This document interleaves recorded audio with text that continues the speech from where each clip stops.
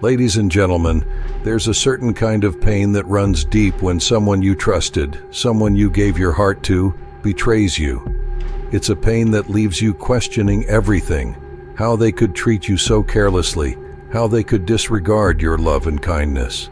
It feels like a storm has swept through your life, leaving you shattered, picking up pieces you never expected to fall apart. But today, I want to remind you of something powerful.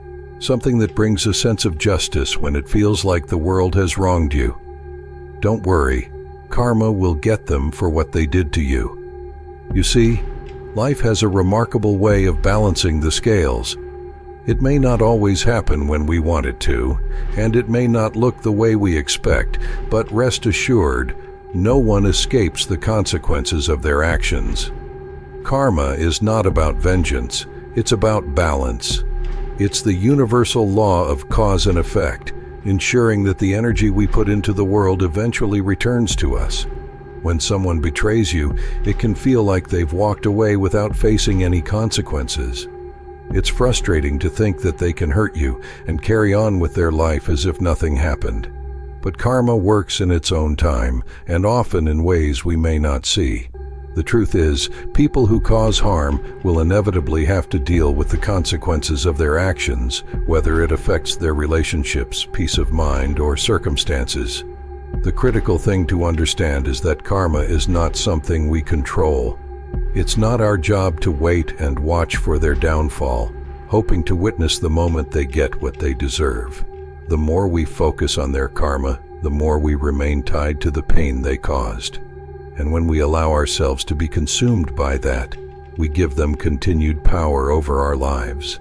The longer you hold on to anger, the longer you hold on to them. What you need to do instead is let go. Let go of the need for revenge, the need for them to suffer, and focus on healing yourself. When you release the desire to see their punishment, you open up space for your own growth and happiness. Trust that karma will take care of what needs to be taken care of while you take care of yourself. Forgiveness plays a key role in this process. Forgiveness doesn't mean you're saying what they did was okay, nor does it mean letting them back into your life.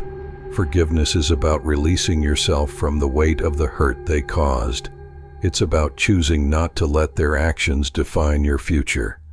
By forgiving, you free yourself from the burden of anger and resentment. You make room for healing and peace. Even when you forgive, know that karma will still work. Their actions will follow them, regardless of whether you choose to hold on to the pain. In fact, the most profound way karma often works is through your own transformation.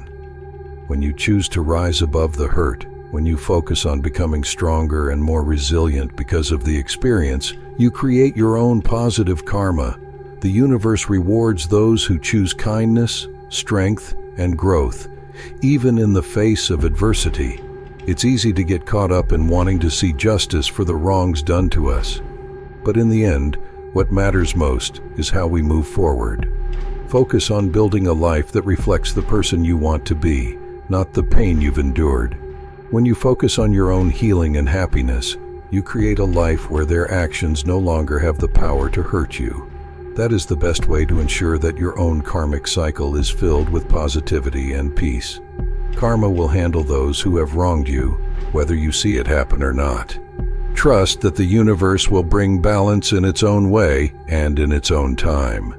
Meanwhile, you focus on yourself, on growing, healing, and creating a future that is full of joy and fulfillment.